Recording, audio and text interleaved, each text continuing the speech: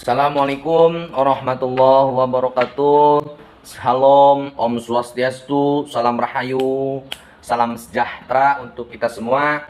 Perkenalkan, nama saya Hutomatul Husna, NIM 211273, kelas RA2, Program Studi Ilmu Hukum, Fakultas Hukum Universitas Primagraha. Yang terhormat dosen pengampu saya yaitu Ibu Dika Marfuatun SHMH. Di sini saya akan menjelaskan pembuktian dan putusan hakim. Pembuktian merupakan tahap yang menentukan dalam proses perkara, karena dari hasil pembuktian tersebut dapat diketahui benar atau tidaknya suatu gugatan atau bantahan tersebut. Pembuktian sendiri tertulis dalam pasal 1964 HIR dan pasal 1966 BW. Pembuktian itu meliputi tulisan, bukti saksi, bukti persangkaan, bukti saksi, dan bukti sumpah.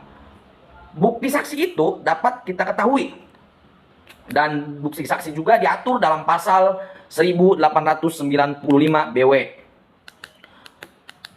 Bukti persangkaan atau bukti persangkaan undang-undang yang memungkinkan adanya bantahan atau tertulis contohnya di pasal 1977. Kemudian yang kedua, persangkaan undang-undang yang memiliki bantahan contohnya tertulis di dalam pasal 1911 BW.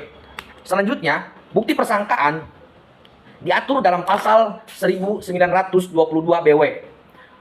Bukti sumpah merupakan ikrar atau suatu janji seorang kepada seorang, atau si A kepada si A, atau si bos kepada anak buahnya, dan lain-lain.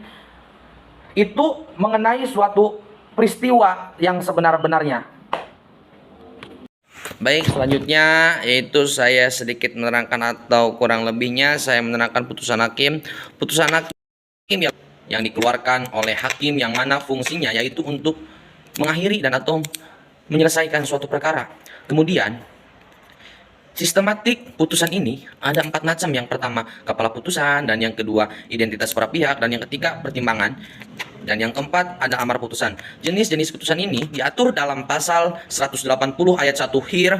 Itu dibedakan menjadi 2. Yang pertama putusan putusan akhir, dan yang kedua putusan selah. Nah, untuk putusan akhir ini ada beberapa putusan. Yang pertama, on demand point, ialah putusan yang bersifat menghukum pihak yang dikalahkan ataupun manifestasi. Yang kedua, putusan konstitutif. Apakah putusan konstitutif? Ialah putusan yang menjadikan dan menciptakan suatu keadilan hukum.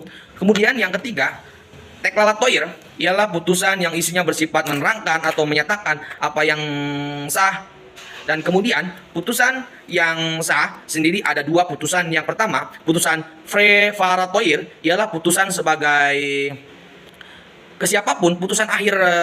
Dan yang kedua, ada putusan intrutoir, ialah putusan-putusan yang isinya memerintahkan atau membuktikan. Kemudian dalam RV sendiri itu mengambil 2 macam putusan di luar atau di dalam putusan tadi, yaitu yang pertama putusan insidental, yaitu yang kedua serta-merta. Di dalam pasal 180 ayat 1 mil, adapun syarat-syarat atau bukti autentik, kemudian ada putusan hakim yang sudah mempunyai kekuatan hukum, tetapi dan terakhir adanya gugatan-gugatan. Baik, terima kasih. Itulah yang bisa saya sampaikan. Assalamualaikum warahmatullahi wabarakatuh.